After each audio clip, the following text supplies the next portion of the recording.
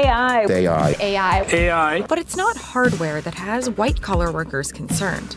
It's rapidly advancing software, since artificial intelligence is doing a lot more than finishing emails. Have you ever wondered how smart ChatGPT is? Industry caused significant harm to the world.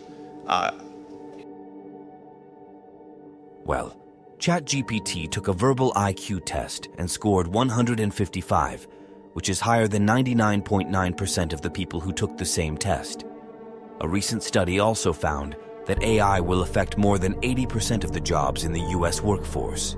And we are just now where we move into the exponential phase.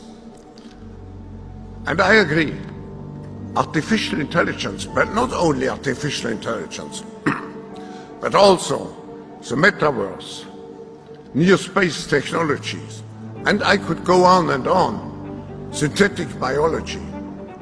Our life in 10 years from now will be completely different, very much affected, and who masters those technologies in some way will be the master of the world.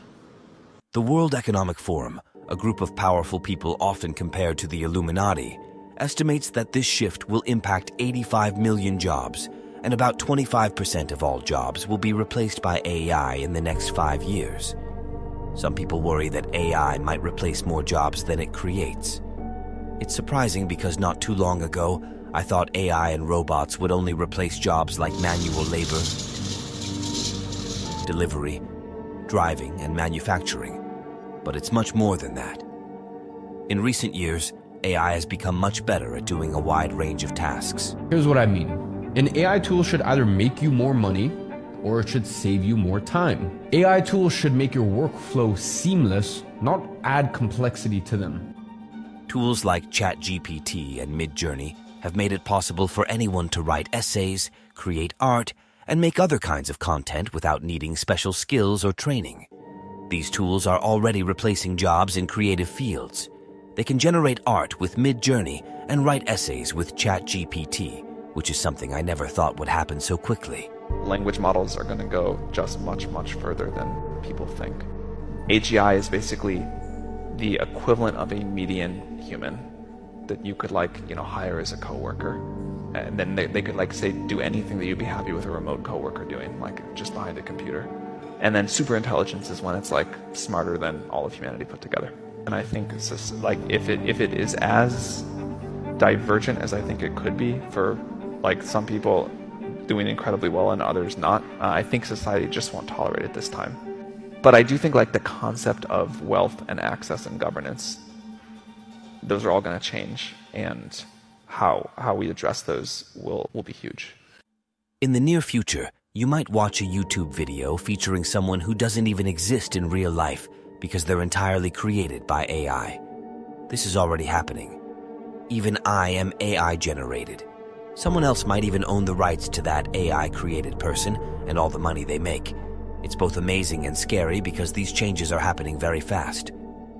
The shape of things to come will be unlike anything we've ever seen before. Why? Because what will be shaping those things is this new partnership between technology, nature, and humanity.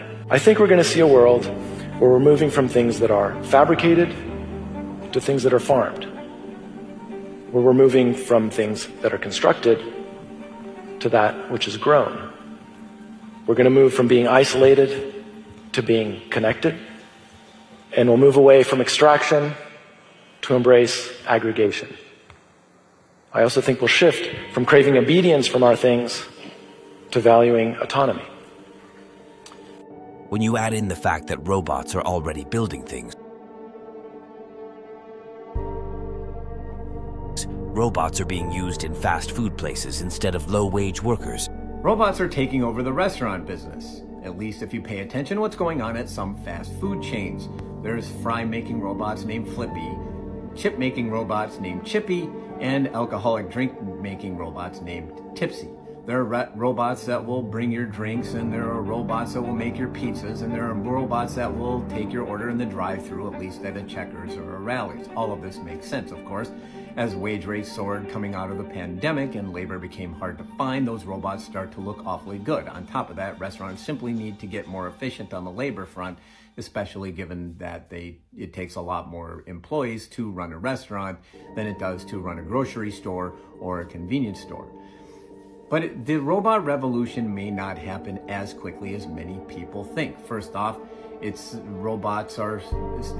a lot cheaper to hire people to do most tasks in a restaurant, and many tasks inside restaurants are actually still a little bit too complicated for robots at this particular point. And many of these robot efforts have already failed. DoorDash got rid of its Sally the salad-making robot. There was a robot restaurant called Spice and the Automat-like restaurant called Pizza a few years ago. Then you had the comments from McDonald's CEO Chris Kempczinski, who said that there is no silver bullet for robots in restaurants. And if McDonald's can't actually find the silver bullet, could anybody else? I'm Jonathan Mays. This was Fast Food Minute. And self-driving cars are becoming more common. All of this is happening right now. It makes you wonder which jobs will still be around. Let me explain how AI works using a deck of cards as an example. Imagine the deck of cards represents the entire internet. And each card is something that someone created on the internet. AI's job is to shuffle these cards in a way that creates a new order that no one has seen before.